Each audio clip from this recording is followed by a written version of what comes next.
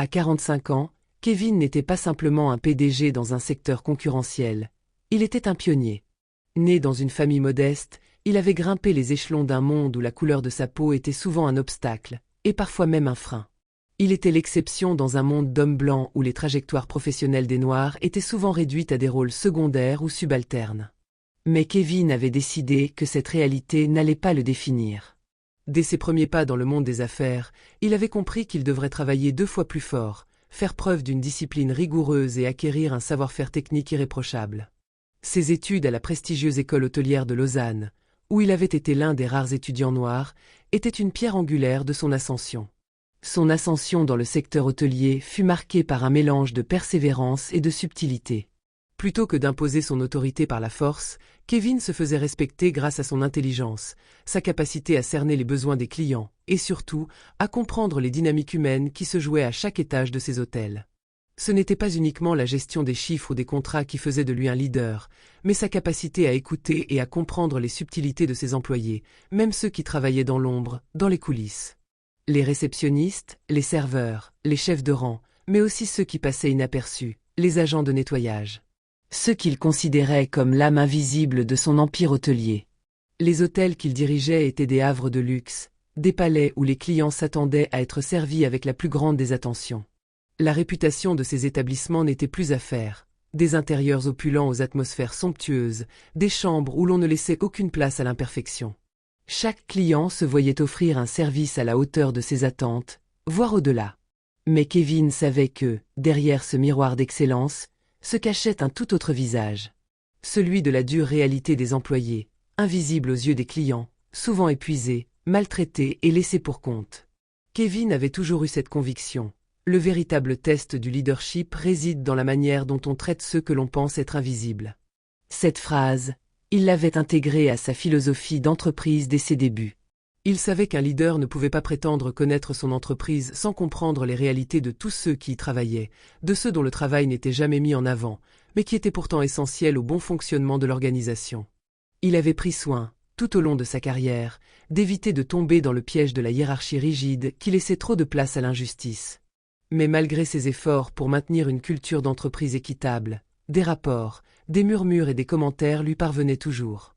Un rapport de satisfaction client, reçu lors d'une réunion importante avec son équipe dirigeante, avait attiré son attention.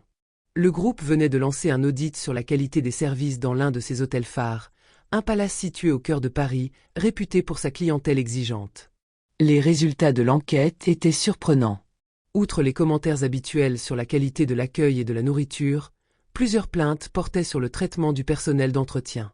Des accusations graves sur des horaires de travail excessifs, des conditions de travail dégradantes et un management autoritaire et inhumain. Ces plaintes venaient des employés eux-mêmes, mais ce n'était pas la première fois que Kevin recevait de telles remarques.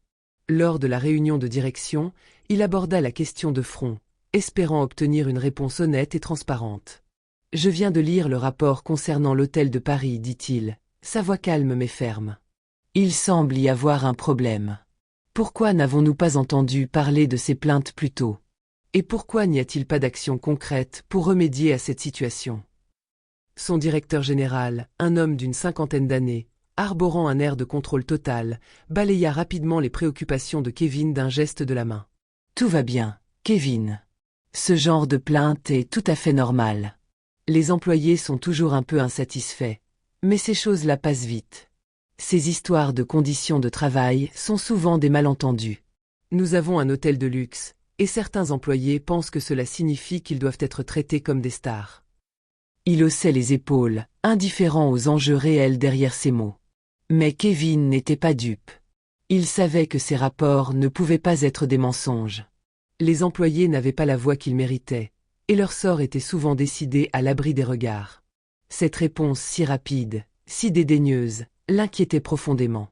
Il n'était pas étranger aux dynamiques de pouvoir et savait que les inégalités se manifestaient sous de nombreuses formes, même dans les entreprises les plus prestigieuses.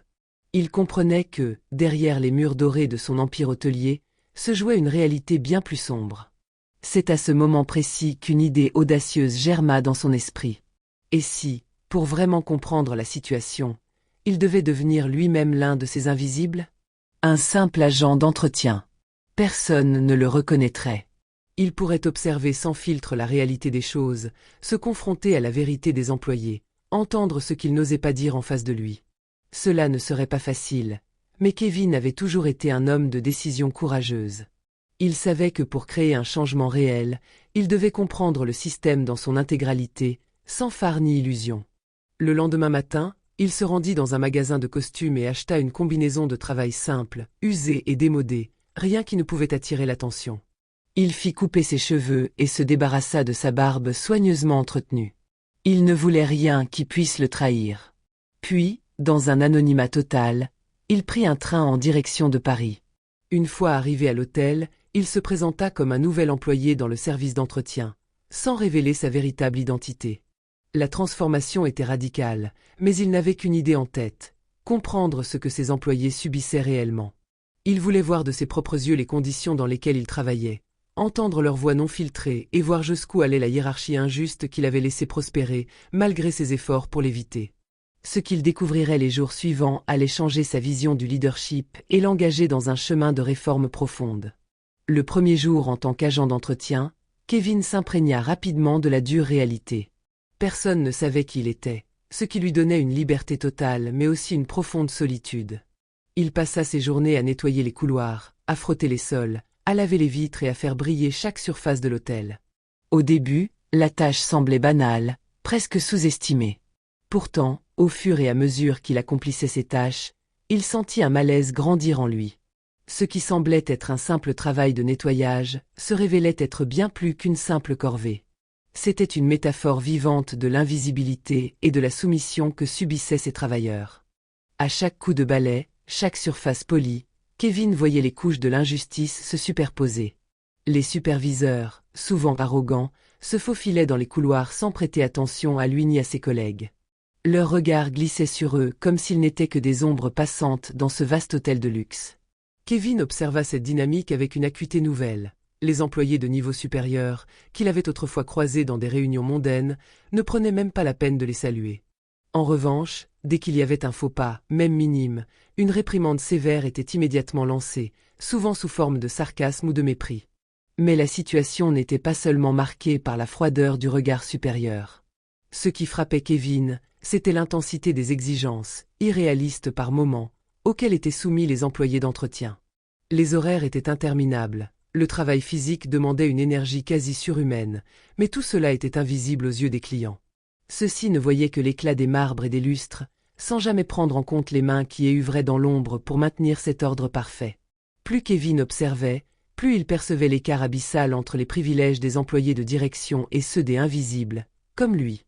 Un après-midi, alors que Kevin poussait son chariot dans le hall luxueux, un événement marqua profondément sa compréhension de la réalité de ses collègues. Thierry, un manager à l'allure prétentieuse, se posta devant un jeune agent de nettoyage, Idriss, qui venait de nettoyer les vitres du hall. Après une inspection hâtive, Thierry se tourna brusquement vers lui, le visage fermé. « T'as pas fait ton travail correctement », lança-t-il d'un ton sec. Kevin s'arrêta discrètement, écoutant la scène. Les vitres étaient parfaitement nettoyées, mais Thierry cherchait manifestement une occasion de rabaisser Idriss, un jeune homme d'origine maghrébine. « T'es là pour faire ton job, alors fais-le correctement. T'as pas la tête à ça, franchement. Peut-être qu'on aurait mieux fait de te garder à la plonge, » continua-t-il, le regard froid, sans la moindre compassion. Idriss, les épaules affaissées, baissa la tête, mais ses yeux étaient remplis de frustration et de honte. Kevin sentit un tourbillon de colère monter en lui. Ce n'était pas seulement une question de travail mal fait, mais une question de dignité humaine. C'était une humiliation systématique qui se répétait chaque jour, dans l'indifférence totale des supérieurs. Les jours suivants, les scènes d'injustice se succédèrent. Kevin observait l'incroyable résilience de ses collègues, leur capacité à accepter les humiliations sans jamais se rebeller, leur désespoir palpable. Parmi eux, il y avait Marie, une femme noire dans la quarantaine qui avait travaillé dans cet hôtel prestigieux depuis plus de 20 ans. Elle était l'une des personnes les plus compétentes qu'il avait rencontrées, mais malgré sa fidélité et son engagement, elle n'avait jamais été reconnue à sa juste valeur. Son rêve de devenir responsable d'équipe avait été détruit par une hiérarchie blanche et conservatrice qui préférait maintenir les postes de responsabilité dans une sphère exclusivement privilégiée. Marie avait appris à se contenter de peu, Mais au fond d'elle, il y avait cette frustration sourde, une douleur d'être constamment ignorée. Mais l'un des moments les plus frappants pour Kevin se produisit lorsqu'il croisa le chemin de Madame de Montfort, une cliente régulière qui semblait incarner l'opulence et la froideur du monde qu'il avait jadis fréquenté. Elle entra dans sa suite, et à peine l'agent de nettoyage posa le pied dans la chambre qu'elle lui lança d'un ton glacé. « Vous avez mis trop de parfum d'ambiance dans ma chambre. » « J'ai des migraines. C'est insupportable. » Kevin sentit sa propre colère grandir, mais il garda son calme. « Je suis désolé, madame, je vais rectifier cela, » répondit-il, sachant pertinemment que son rôle dans la situation était purement marginal.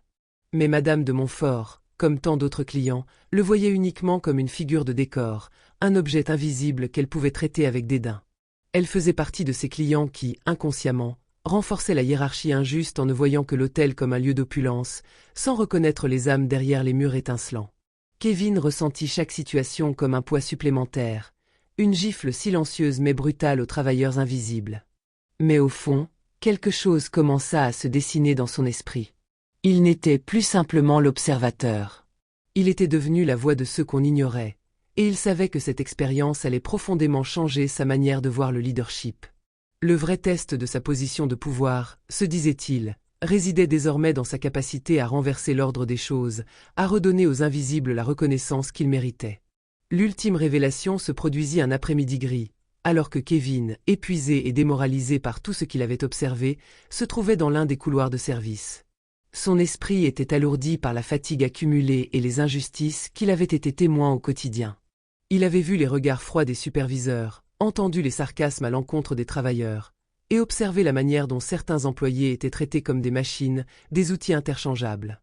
Mais ce jour-là, en traversant un couloir, il aperçut un groupe de cadres en pause, rassemblés autour d'une table basse, un café à la main, échangeant des sourires complices. Au début, il pensait qu'il s'agissait simplement d'une conversation banale, mais ce qu'il entendit le figea sur place. Un des cadres, un homme d'une quarantaine d'années à l'air suffisant, se mit à parler avec une brutalité déconcertante. Ces gens, de toute façon, sont là pour travailler dur sans poser de questions. Pas besoin de les payer plus.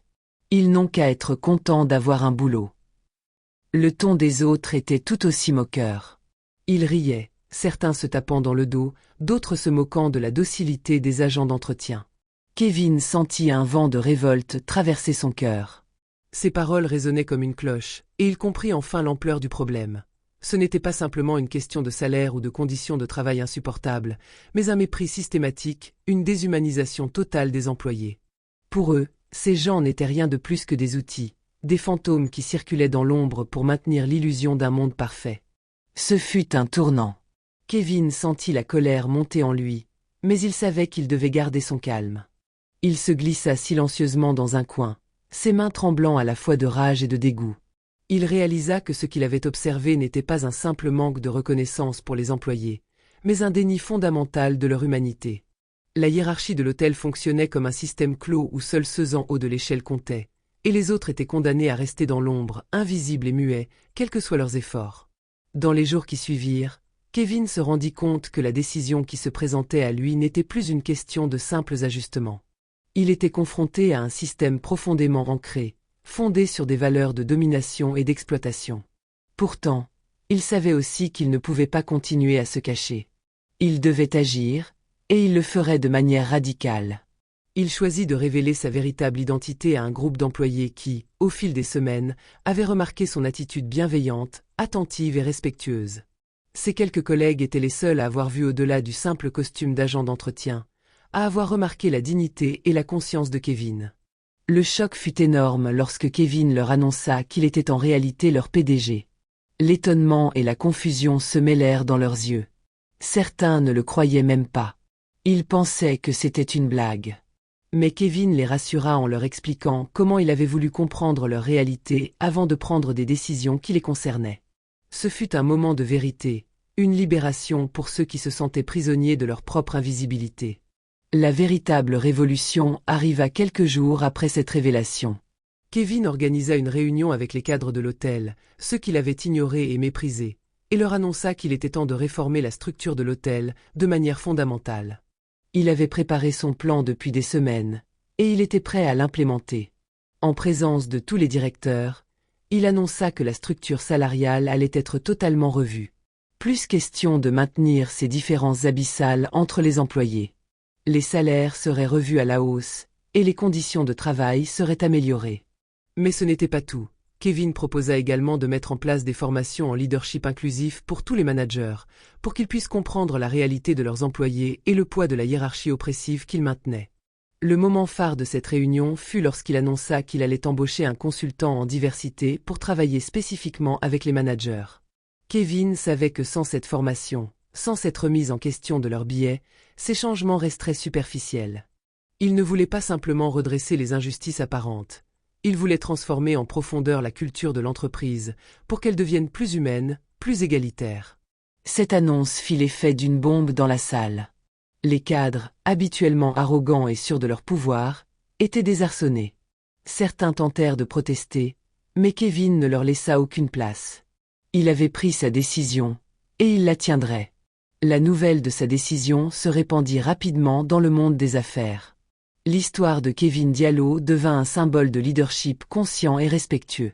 Sa transparence, sa volonté de comprendre véritablement la réalité des travailleurs, et son engagement à mettre en place des actions concrètes pour les améliorer lui attirèrent l'admiration et le respect, aussi bien de la part des employés que des dirigeants.